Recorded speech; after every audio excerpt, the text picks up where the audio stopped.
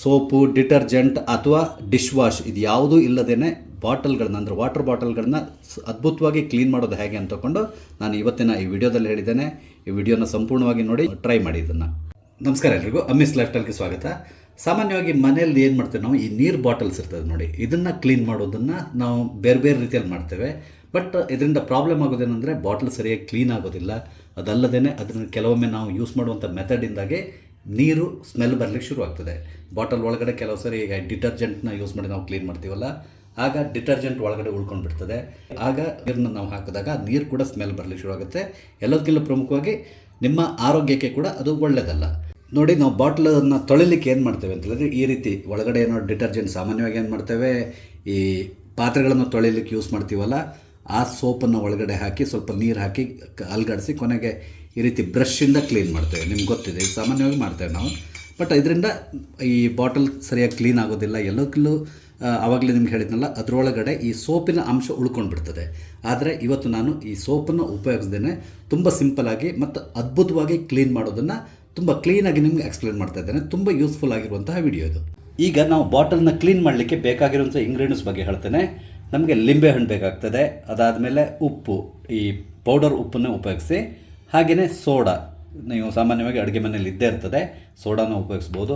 ಅದ್ರ ಜೊತೆಗೆ ಸ್ವಲ್ಪ ಅಕ್ಕಿನ ಉಪಯೋಗಿಸ್ಬೋದು. ಕೆಲವರು ಏನು ಮಾಡ್ತಾರೆ, ಈ ಮರಳು ಇರ್ತಾರಲ್ಲ, ಮರಳನ್ನು ಕೂಡ ಉಪಯೋಗಿಸ್ತಾರೆ. ಬಟ್ ಅದಷ್ಟೊಂದು ಒಳ್ಳೆಯದಲ್ಲ. ಅದ್ರ ಬದಲಿಗೆ ನಾನು ಸ್ವಲ್ಪ ಅಕ್ಕಿನ ಕೂಡ ಉಪಯೋಗಿಸ್ತಾ ಇದ್ದೇನೆ. ನಾವು ಬಾಟಲ್ನ ಕ್ಲೀನ್ ಮಾಡೋದು ಹೇಗೆ ಅಂತ ತೋರಿಸ್ತೇನೆ. ಇನ್ನೊಂದು ಸಜೆಷನ್ ಕೊಡ್ತಾ ಇರೋದು ಏನು ಅಂತ ಹೇಳಿದ್ರೆ, ಸಾಮಾನ್ಯವಾಗಿ ಕೆಲವರು ಏನು ಮಾಡ್ತಾರೆ, ಈ ಪ್ಲಾಸ್ಟಿಕ್ ಬಾಟಲ್ಗಳನ್ನ ಉಪಯೋಗಿಸ್ತಾರೆ. ಆ ರೀತಿ ಉಪಯೋಗಿಸ್ಬೇಡಿ. ಒಳಗಡೆ ಈ ಸ್ಟೀಲ್ ಇರ್ತದಲ್ಲ, ಸ್ಟೀಲ್ ಇರುವಂತಹ ಬಾಟಲ್ಗಳನ್ನೇ ಉಪಯೋಗಿಸಿ.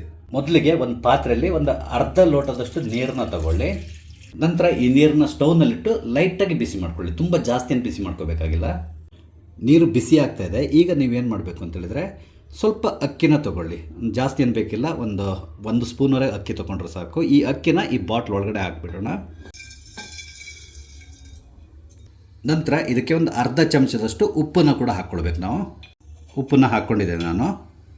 ಆನಂತರ ಒಂದು ಅರ್ಧ ಚಮಚದಷ್ಟು ಅಡುಗೆ ಸೋಡಾನ ಕೂಡ ಹಾಕ್ಕೊಳ್ಬೇಕು.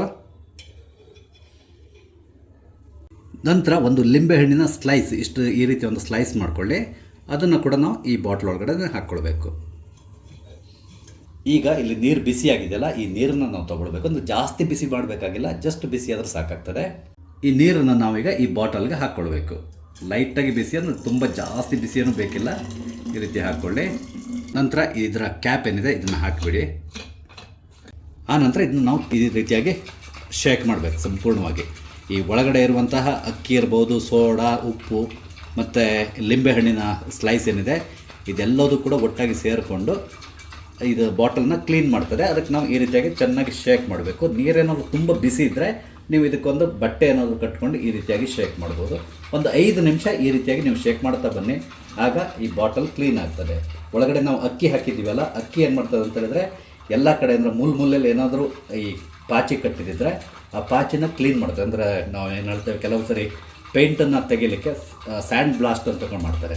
ಅದೇ ರೀತಿಯಾಗಿ ನಾನಿಲ್ಲಿ ಅಕ್ಕಿನ ಉಪಯೋಗಿಸ್ಕೊಂಡು ಇದ್ರೊಳಗಡೆ ಸೇರಿಕೊಂಡಿರುವಂಥ ಕೊಳೆಯನ್ನು ತೆಗಿಲಿಕ್ಕೆ ಯೂಸ್ ಮಾಡ್ಕೊತಾ ಇದ್ದೇನೆ.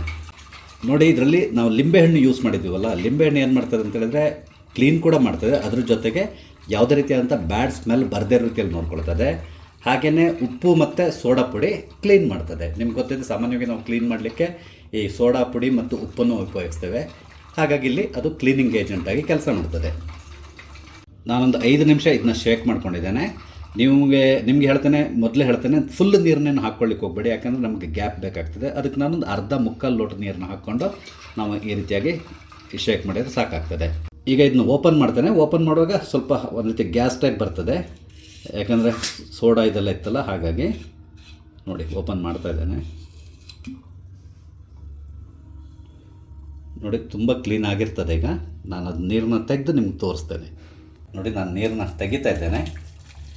ಈ ಕಲರೆಲ್ಲ ಚೇಂಜ್ ಆಗಿದೆ, ಹಾಗೆಯೇ ಕ್ಲೀನ್ ಕೂಡ ಆಗಿರ್ತದೆ. ಈಗ ಅದರೊಳಗಡೆ ಇರುವ ಲಿಂಬೆಹಣ್ಣಿನ ಸ್ಲೈಸನ್ನು ಕೂಡ ತೆಗೆದಿದ್ದೇನೆ. ಇದನ್ನು ಒಂದು ಸರಿ ನಾವು ಪುನಃ ತೊಳ್ಕೊಳ್ಬೇಕು.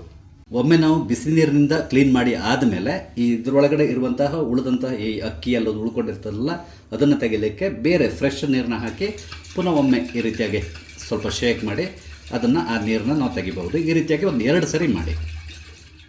ಈಗ ನಾವು ಬಾಟಲ್ನೇನು ಕ್ಲೀನ್ ಮಾಡಿದ್ವಿ, ಆದರೆ ಬಾಟಲ್ನ ಕ್ಯಾಪ್ ಇರ್ತದೆ ನೋಡಿ, ಈ ಕ್ಯಾಪ್ ಒಳಗಡೆ ಇಲ್ಲಿ ಕೆಲವೊಮ್ಮೆ ಕಸ ಸೇರ್ಕೊಂಡಿರ್ತದೆ ಅಂದರೆ ಅಥವಾ ಪಾಚಿ ಕಟ್ಕೊಂಡಿರ್ತದೆ. ಇದನ್ನು ಕ್ಲೀನ್ ಮಾಡೋದು ಸ್ವಲ್ಪ ಕಷ್ಟ ಆಗ್ತದೆ.